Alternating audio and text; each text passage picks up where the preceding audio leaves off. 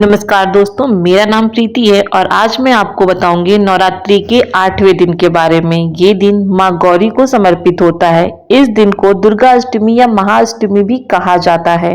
यह दिन शुद्धता, तपस्या, क्षमा और सौंदर्य का प्रतीक माना जाता है।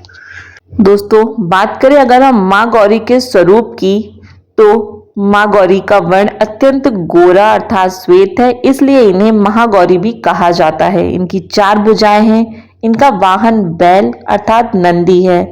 दाहिने हाथ में त्रिशूल, बाएं हाथ में डमरू, एक हाथ में अभय मुद्रा, एक हाथ में वरदान मुद्रा। साथ ही इनका रूप अत्यंत शांत, सौम्य और करुणामयी है। दोस्तों, बहुत समय पहले की बात है, हिमालय के राजा हिमवान और रानी मैना के घर एक दिव्य कन्या का जन्म हुआ, जिसका नाम पार्वती था। ये वही पार्वती थी जो अपने पूर्व जन्म में सती थी। पार्वती बचपन से ही भगवान शिव को पति के रूप में पाने की इच्छा रखती थी, लेकिन भगवान शिव तपस्वी थे, संसार से विरक्त थे। उन्हें पाने के लिए पार्वती को कठोर तपस्या करनी पड़ी। माता पार्वती ने जंगलों में रह के तप किया, कई वर्षों तक अन्न का त्याग कर दिया, केवल फल फूल खाए, बाद में केवल पत्तों पर जीवन बिताया, अंत में केवल वायु पर निर्भर हो गईं। इस कारण उन्हें अर्पणा भी कहा जाता है। दोस्तों, इतनी कठोर तपस्या के कारण उनका शरीर धूल और मिट्टी से ढक गया था, उनका रंग काला पड़ गया था और शरीर अत्यंत चीड़ और कमजोर हो गया था, लेकिन उनकी भक्ति और संकल्प अडिग रहे।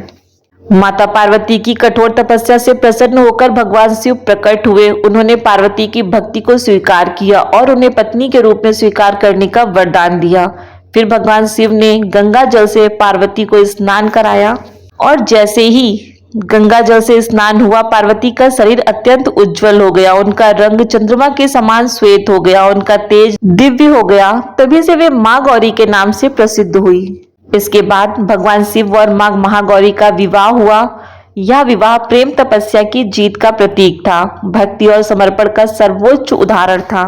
दोस्तों, माँ महागौरी पापों का नाश करती हैं, जीवन में शांति और सुख देती हैं, विवाह में आने वाली बाधाओं को दूर करती हैं, सौंदर्य, पवित्रता और प्रेम का आशीर्वाद देती हैं।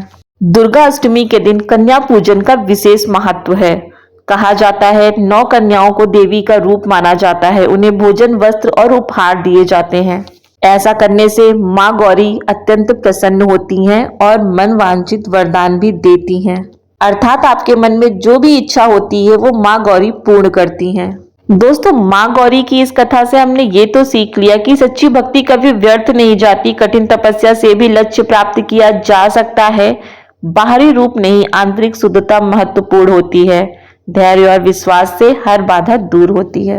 अब हम आपको माँ दुर्गा की पूजा विधि बताएंगे कि आपको अष्टमी में कैसे पूजा करनी चाहिए। सुबह स्नान कर साफ कपड़े पहने, महिलाएं हल्के सफेद रंग के वस्त्र पहने, पूजा स्थान पर दीप जलाएं, कलश की स्थापना करें, माँ महागौरी का ध्यान करें। पूजा को एक क्रम से करें, गंगा जल से शुद्धि करें, फूल अर्पित करें, चंदन और कुमकुम लगाएं, अक्षत चढ़ाएं, धूप दीप जलाएं। मंदिर में सफेद और हल्के गुलाबी रंग का प्रयोग करें। फूलों की माला गुलाब या चमेली की रखें। रंगोली बनाएं, जिस रंगोली में सफेद, पीला, गुलाबी रंग यूज करें। दोस्तों, कुछ चीजों का विशेष ध्यान रखें। इस दिन सफेद चीजों का अत्यधिक महत्व है। माँ को नारियल और दूध बहुत प्रिय है। अष्टमी के दिन उपवास करने से मनोकामनाएं पूरी होती हैं। दोस्तों, कहते हैं कि माँ गौरी की पूजा करने से पापों का नाश होता है, जीवन में शांति आती है, विवाह संबंधी समस्याएं दूर होती हैं, मन शुद्ध होता है और शांत होता है। दोस्तों, माँ गौरी केवल सौंदर्य की देवी नहीं है, बल्कि पवित्रता, क्षमा, शांति और अटूट भक्ति की प्रतीक है। उनका श्वेत रंग हमें सिखाता है कि जीवन में कितनी भी कठिनाई क्यों ना आ जाए, सच्ची श्रद्धा और तपस्या से हर अंधकार दूर किया जा सकता है। दोस्तों, माता गौरी अपने सभी भक्तों के पापों का नाश कर उन्हें नई शुरुआत करने का मौका देती हैं। उनकी कृपा से जीवन में सुख, समृद्धि और मन की शांति आती है।